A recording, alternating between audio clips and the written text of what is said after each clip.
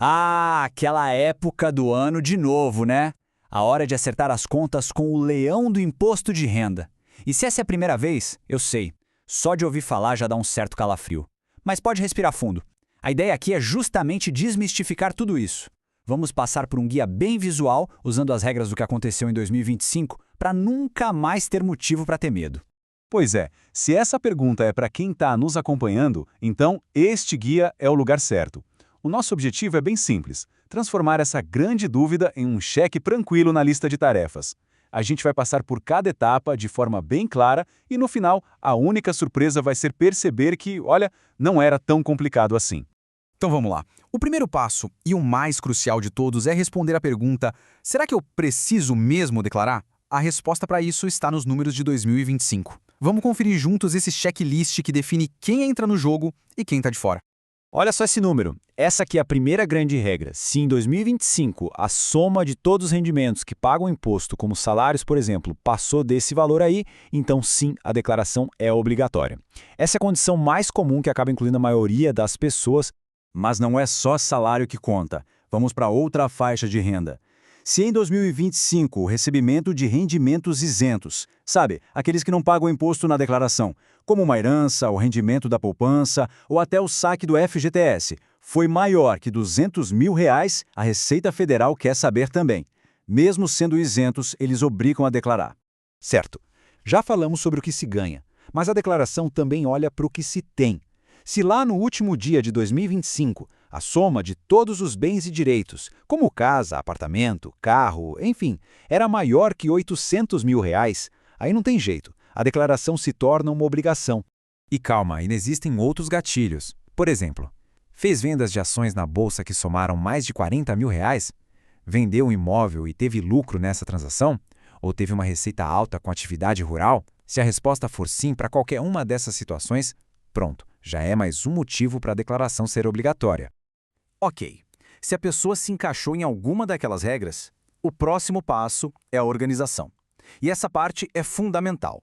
Ter todos os papéis e informações em mãos antes de sentar na frente do computador é, sem dúvida, o grande segredo para um processo tranquilo e sem estresse. E do que exatamente a gente está falando? Bom, primeiro de tudo, os informes de rendimentos, aqueles que a empresa e os bancos fornecem. Depois, os comprovantes de gastos que podem reduzir o imposto, como despesas com saúde e educação. Também é importante ter os dados dos bens, como a escritura do imóvel ou o documento do carro, e as informações dos dependentes, claro. A dica de ouro é: crie uma pasta, seja no computador ou uma pastinha física mesmo, e vá guardando tudo lá. Isso poupa uma dor de cabeça enorme. Beleza, documentos na mão, agora vem a parte da estratégia. A Receita Federal oferece alguns atalhos, alguns caminhos que podem facilitar e muito a vida de quem declara. Fazer a escolha certa aqui pode economizar tempo e até fazer a diferença no valor da restituição. Vamos ver qual é a melhor jogada. De um lado, a gente tem o famoso desconto simplificado. Pensa nele como um pacote padrão de dedução, perfeito para quem não teve muitos gastos com médico ou escola, por exemplo. Do outro, uma mão na roda, a declaração pré-preenchida, que é basicamente a Receita adiantando boa parte do trabalho. A escolha entre uma e outra vai depender muito do perfil de cada um.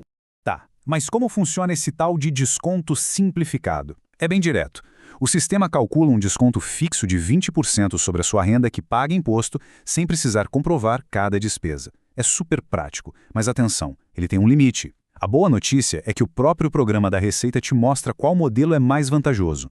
Agora, a pré-preenchida, gente, isso aqui é uma verdadeira revolução. Ela já vem com um monte de informações que a Receita recebeu de outras fontes, como empresas e bancos. Para usar essa facilidade, é só ter uma conta no gov.br, nível prata ou ouro. Mas um aviso importantíssimo, a tecnologia ajuda, e muito, mas a responsabilidade de conferir se cada número está certinho continua sendo de quem declara. E depois de preencher tudo, conferir cada detalhe, chegamos ao grande momento, a hora da verdade. O resultado da sua declaração pode ser um de dois caminhos. Ou vai ter imposto a pagar, ou, a melhor das hipóteses, uma restituição para receber. Vamos entender como funciona cada um. Se o resultado for imposto a pagar, calma, não precisa se desesperar. A Receita dá uma ajuda. É possível parcelar o valor em até 8 vezes, o que dá um fôlego no orçamento. A primeira parcela, ou o pagamento total, vence junto com o prazo final de entrega, e cada uma dessas parcelas tem que ser de no mínimo R$ 50. E agora, a parte que todo mundo espera, a restituição. Em 2026, o dinheiro de volta vai ser pago em 4 grandes lotes, começando em maio e terminando em agosto. A regra é bem simples. Tirando os grupos que têm prioridade por lei, quem entrega a declaração mais cedo e sem erros, recebe antes. É basicamente uma fila.